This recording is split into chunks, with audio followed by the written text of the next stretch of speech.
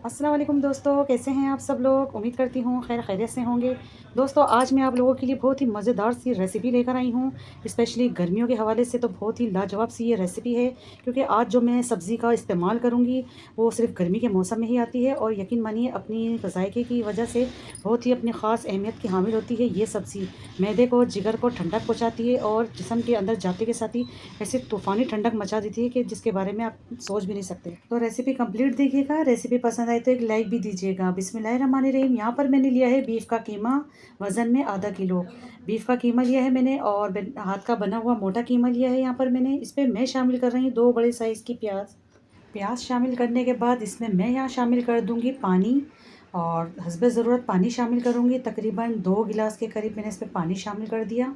जैसा कि हमेशा से मैं आपको बताती आई हूँ कि मैं पहले चढ़ा देती हूँ इस तरीके से कीमे को। शुरू में मैं मसाले बिल्कुल भी शामिल नहीं करती। अब मैंने इसको पकने के लिए रख दिया है तकरीबन 20 मिनट के लिए। तो पहले मैं इसका एक बॉयल चेक करा देती हूँ आपको। ये देखें बहुत अच्छे से बॉइलिंग आ गई इस पे। अब इसमें मैं यहाँ पर शामिल कर दूँगी 2 मीडियम साइज़ के टमाटर और 1 टमाटर से मैंने 2 पीस किए हैं। तो मैंने यहाँ पर बड़े टुकड़ों में देखें टमाटर शामिल कर दिए हैं 2 अदद। अब इसको मैं पकने के लिए रख दूँगी तकरीबन 20 से 25 मिनट के लिए।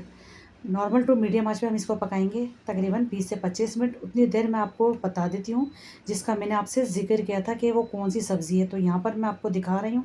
ये देखिए मेरे पास है कुल्फ़ा। ये स्पेशली गर्मी के मौसम में आता है कुल्फ़ा। तो मैंने यह सारा तोड़ लिया था, सिर्फ़ आपको दिखाने के लिए मैंने इसके 2 पीस बचाए हैं ना, ताकि आप लोग देख सकें। देखिए इस तरह का होता है ये दिखने में और इस तरह से हमें इसके सिर्फ़ पत्ते चाहिए होते हैं और दिखने में ऐसा लगता है कि जैसे ये मेथी है, लेकिन मेथी से थोड़ा-सा मुख्तलिफ होता है ये और बहुत ज़बरदस्त होता है खाने में। यकीन करिए इतना लाजवाब होता है। इसकी देखें इस तरह से मोटी डंडी होती है और ये इस तरह का होता है कुल्फ़ा। अगर जिसको नहीं पता कुल्फ़ा तो वो देख सकते हैं, इस तरह का कुल्फ़ा होता है। आप लोग सब्ज़ी वाले की शॉप से इसको आसानी से ले सकते हैं। तो इसको मैंने बहुत अच्छे तरीके से तोड़ लिया। मेरे पास ये 2 गड्डियाँ थी और इसको अब हम यहाँ पर बिल्कुल भी कट नहीं करेंगे। इसको हम ऐसे ही शामिल करेंगे अपने कीमे के अंदर और इसको मैंने अच्छे से वॉश भी कर लिया बहुत अच्छे तरीके से और इसको स्ट्रेनर पर रख दिया था ताकि जितना भी पानी सब निकल जाए। तो चलिए अब देख लेते हैं। इसको पकते हुए 20 मिनट हो गए हैं हमारे कीमे को।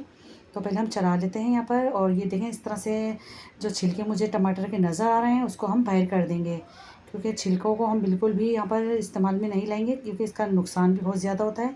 तो यहाँ पर हमारा कीमा बहुत अच्छे से देखें कुक हो चुका है।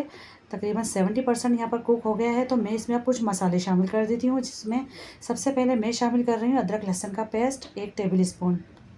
लाल मिर्च का पाउडर शामिल करूँगी मैं 1 टेबल स्पून, या फिर अपने टेस्ट के मुताबिक मिर्च का इस्तेमाल कर सकते हैं आप लोग। हाफ़ टी स्पून शामिल कर रही हूँ मैं हल्दी पाउडर और नमक शामिल किया है मैंने हस्बे ज़ायक़ा।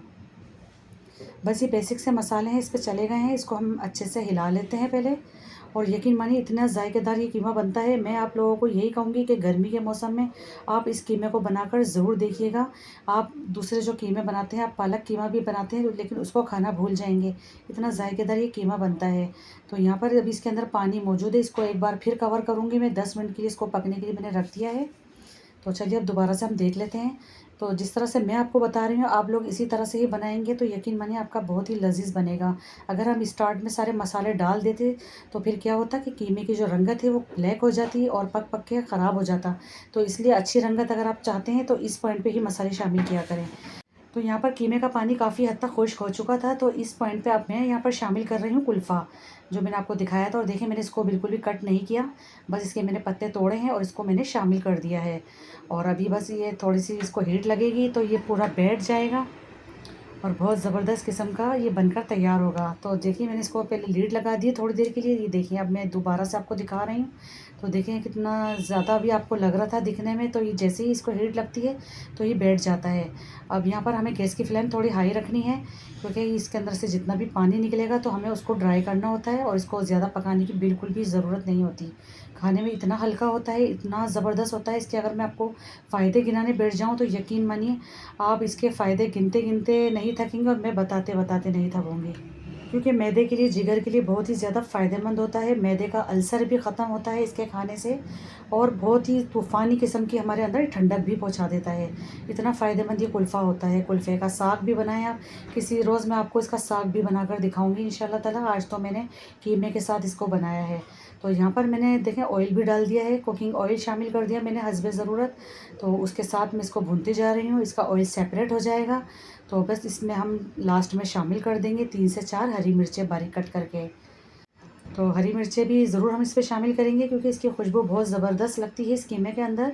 तो बिल्कुल लास्ट में डालेंगे हम हरी मिर्चें भी। तो मैंने यहाँ पर शामिल कर दी हैं और अब आप लोग देख सकते हैं इसका ऑयल जो है किनारों पर आना शुरू हो चुका है और इसका जो पानी था वो सारा ड्राई हो गया है। तो बस अब मैं इसको गर्मा-गर्म आपको सर्व करके भी दिखा देती हूँ। तो देखिए माशाल्लाह अल्हम्दुलिल्लाह कितना बेहतरीन सा हमारा कुल्फ़ा कीमा बनकर तैयार हुआ है। और आप इसकी सबसे पहले लुक चेक करें। ऐसा नहीं कि मैंने बहुत कम इसके अंदर कीमा लिया है और साग बहुत ज़्यादा इसके अंदर डाला हो कुल्फ़े का, ऐसी बात बिल्कुल नहीं है। बिल्कुल परफ़ेक्ट मैंने इसकी क्वांटिटी रखी है। आधा किलो कीमा था तो मैंने 1 किलो का कुल्फ़े का साग लिया था, लेकिन उसपे से डंडियाँ जो इसकी होती है वेस्टेज वो ज़्यादा निकल चुकी थी। मुश्किल से 3 पाव रह गया था मेरे पास ये, तो इतना बिल्कुल परफ़ेक्ट होता है इसके अंदर। तो आप लोग सबसे पहले इसकी लुक चेक करें कितना बेहतरीन सा लग रहा है। इसको चपातियों के साथ खाएं, पराठों के साथ खाएं या उबले हुए राइस के साथ खाएं। और जिसको भी आप इसको बनाकर खिलाएंगे ना तो यकीन मानिए वो आपसे इसकी तारीफ़ें करते करते नहीं थकेंगे और इसकी रेसिपी पूछे बिना नहीं रह पाएंगे। तो आई होप आपको आज की मेरी ये रेसिपी अच्छी लगी होगी। अच्छी लगी तो लाइक करें, शेयर करिए। अल्लाह हाफिज़।